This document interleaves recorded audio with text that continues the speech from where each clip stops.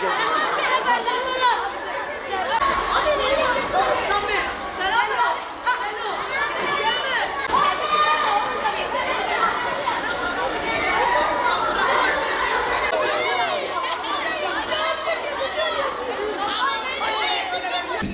kere karne notunun tek başarı ölçütü olmadığı kabul edilmelidir.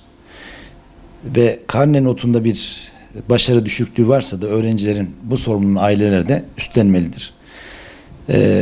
Karnenin hediyesi sonuç odaklı bir yaklaşımı ödüllendireceğinden bundan da özellikle kaçınılmalıdır.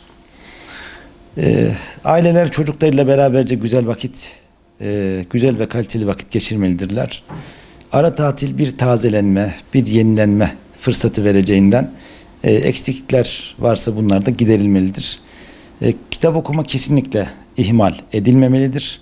Özellikle de değerler dünyamıza hitap eden kitaplardan istifade edilmelidir.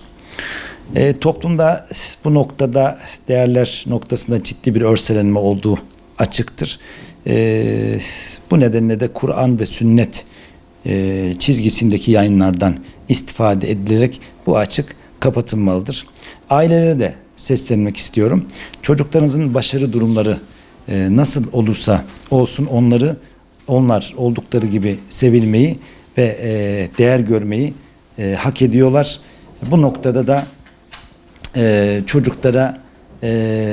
çocukların mevcut hallerinin farkında olarak birlikte çözüm yollarının üretilebilmesi ve çocuklara her bakımdan destek olması gerekmektedir. İkinci yarı yıla çocukların dinlenmiş ve motive olmuş halde başlamalarına ailelerinde katkı sunmaları önemlidir.